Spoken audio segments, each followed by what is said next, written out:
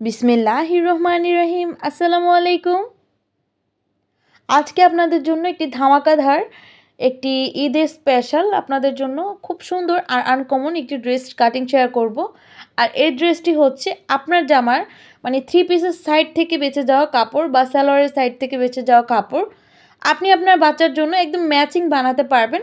মামায় matching ঈদের জন্যই আপনি ইজিলি কিন্তু এই ড্রেসটি কেয়ার করতে পারবেন। আর কিভাবে আমি এই ড্রেসটি তৈরি করেছি অবশ্যই প্রথম থেকে শেষ পর্যন্ত ভিডিওটি দেখবেন। তা আমার সালোয়ারের সাইড থেকে বেঁচে যাওয়া এক কালার কাপড় এবং প্রিন্টেড কাপড়টা হচ্ছে আমার কামিজের সাইড থেকে বেঁচে যাওয়া কাপড় ছিল। তো আশা করছি আপনারা দেখেই বুঝতে পারছেন। আর যদি বিশ্বাস না হয় সেটা আমাকে কমেন্ট বক্সে জানাবেন, আমি আমার থ্রি পিস কাটিং করার পর দেখিয়ে দিব। এই যে কাপড়গুলো আপনাদেরকে ভালোভাবে আমি মিলে দেখিয়ে দিচ্ছি। এটা হচ্ছে সালোয়ারের সাইড থেকে বেঁচে যাওয়া কাপড়। এখন আপনাদেরকে আমি বডির মেজারমেন্ট এবং আমার কতটুকু কাপড় লাগছে সেগুলো ডিটেলসে আপনাদেরকে একটু পরপর পার্ট বাই পার্ট দেখিয়ে দিচ্ছি। আজকের ভিডিওর লেন্থ আমি একদম বড় করব না, খুব সীমিতভাবে আপনাদেরকে ডিটেলসে বোঝানোর চেষ্টা করব। যারা কিনা ঈদের সময় আপনার কামিজের সাইড থেকে কিন্তু টেলারকে দিলে খুব ইজিলি কাপড় ওয়েস্ট করে ফেলে, তো আশা করছি আজকের ভিডিওটি দেখলে আর ওয়েস্ট হবে না। এখানে 10 ইঞ্চি নিচ্ছি আমি টপ পার্টের জন্য। তো টপ পার্টটা আমি এখানে উল্টে নিব, তো নিচ থেকে আমাদের সমান হবে। আর কাঁধের দিক থেকে যেহেতু হাফ ইঞ্চি আমরা বাঁকা করে কাটিং করব, তো সেক্ষেত্রে আমাদের একটু বাঁকা হয়ে গেলে সমস্যা নেই। তো এখানে 10 ইঞ্চি নিয়েছি আমি জামার যে টপ পার্টের লং। এখন আমাদের গলার মেজারমেন্ট নিব। 1.8 ইঞ্চিস নিয়েছি, মানে 2 ইঞ্চি থেকে 2 সুতা পরিমাণ কম নিয়েছি। এখানে 1.8 ইঞ্চিস নিয়েছি আমরা গলার জন্য। কাঁধের জন্য নিয়েছি আমরা এখানে 3 ইঞ্চি। এই যে বয়সী বাচ্চাদের জন্য আমি এই ড্রেসটা তৈরি করছি, আপনারা চাইলে কিন্তু 3 থেকে 4 বছর বাচ্চার জন্য ইজিলি পরাতে পারবেন। এখানে আর্মহোলের জন্য নিচ্ছি আমরা এখানে 5 ইঞ্চি। বডির জন্য নিব আমরা এখানে মাঝখান থেকে গলার সাইড থেকে আমরা 5 ইঞ্চি দাগ দিয়ে কিন্তু এখানে বডি মেজারমেন্টটা দিব। আর আর্মহোলটা কিন্তু আমরা সেমই রাখছি। বডির জন্য নিয়েছি 6.5 ইঞ্চি, পেটের দিকে নিয়েছি 6। আমরা কিন্তু 1 ইঞ্চি নিব এক্সট্রা, যেটা আমাদের সেলাইয়ের যে মেজারমেন্ট সেজন্য।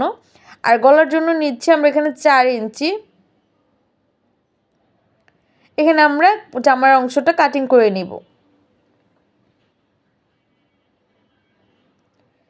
এখন আমরা 1 ইঞ্চি সাইড থেকে নিয়ে রেখে দিয়েছি। এখন আমাদের কাজ হচ্ছে যে নিচে ঘের, তারপর জামার যে হাতার অংশ সেগুলো কাটিং করে নেব। এই যে এক কালার কাপড়টা সেখান থেকে কিন্তু আমরা হাতার কাপড়টা কাটিং করে নিব। এখানে 6 ইঞ্চিতে বা 6.5 ইঞ্চিতে এভাবে দাগ দিয়ে নিয়েছি। এখন এটাকে সমান করে কাটিং করে রাখছি।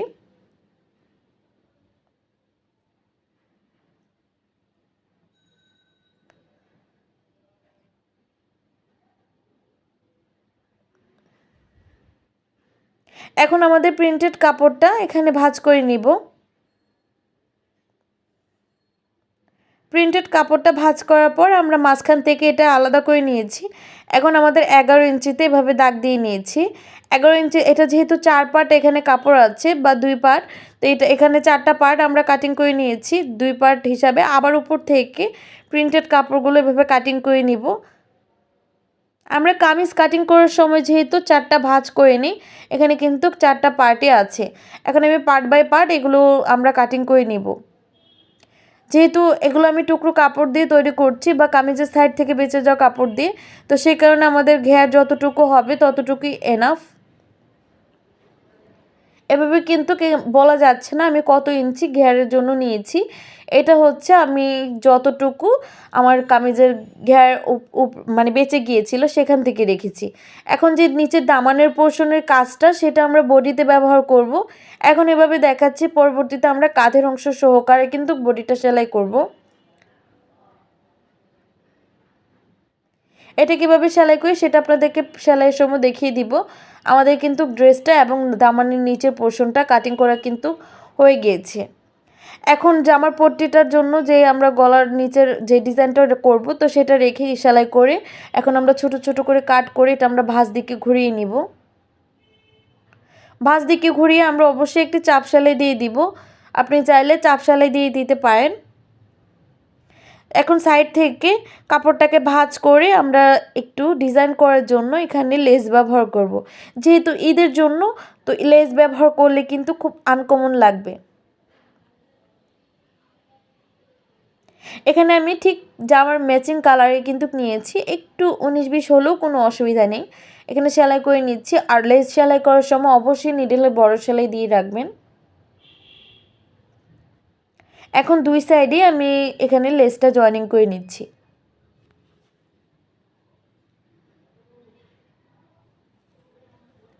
জয়েনিং করার পর মাঝখানে অংশটা খালি খালি লাগার কারণে এখানে একটি বো তৈরি করে অবশ্যই আমরা এখানে জয়েনিং করে নিব।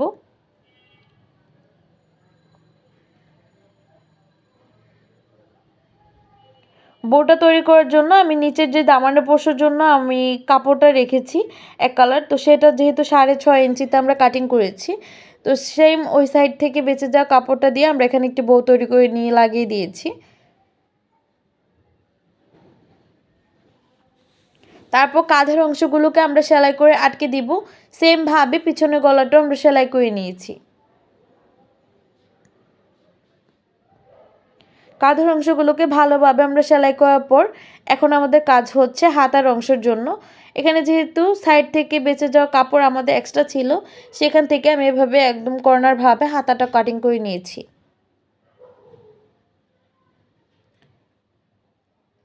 তারপর চিকন করে একটি সেলাই দিয়ে নিয়েছি।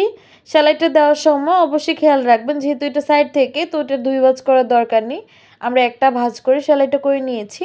এখন আমাদের কাজ হচ্ছে আরমোল নিচে একটু সেলাই দিব না, কাঁধের অংশের দিকে এসে আমাদের পুরোপুরি সেলাইটা হবে। সেমভাবে আমি দুটোটা হাতা জয়েনিং করে নিব।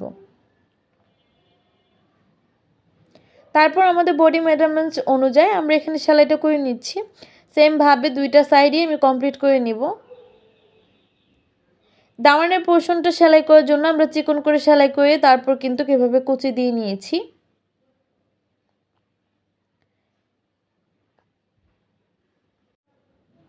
এখন আমাদের হাতের সাহায্যে এটাকে একটু প্রেস করে নিচ্ছি। তারপর দামানের পোর্শন থেকে এক সাইড আমাদের যেহেতু খোলা অংশ আছে, তো সেই অংশটা আমরা বন্ধ করে নিয়েছি। কাপড়টাকে 4 ভাঁজ করে মাঝখান থেকে কাটিং করে নিয়েছি, যাতে আমাদের পুরোপুরি সেলাইয়ের অংশটা বুঝতে কোনো অসুবিধা না হয়।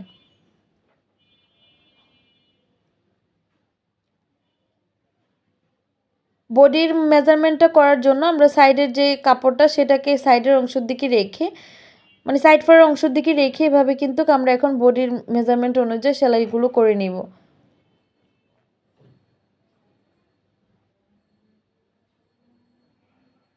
এখানে খুবই পাতলা এবং খুবই অল্প ধরনের কুচি দিব, তারপর কিন্তু জামার লুকটা খুব অসাধারণ আসবে।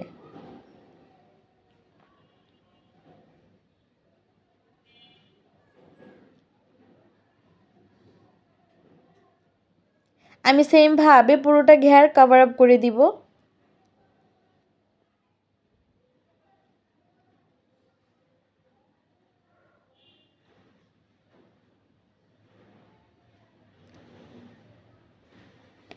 কভার আপ করার জন্য অবশ্যই আবার একটি ডাবল সেলাই দিয়ে দিচ্ছি।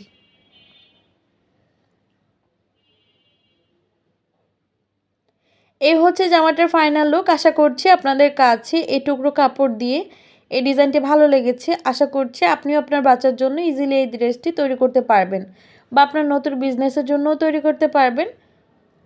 ভিডিওটি ভালো লেগে থাকলে অবশ্যই ভিডিওটিতে একটি কমেন্ট করে জানিয়ে দিবেন। আজকের মতো এখানে বিদায় নেব। সবাই ভালো থাকবেন, সুস্থ থাকবেন। আল্লাহ হাফিজ। আসসালামু আলাইকুম রহমতুল্লাহি বরকাতু।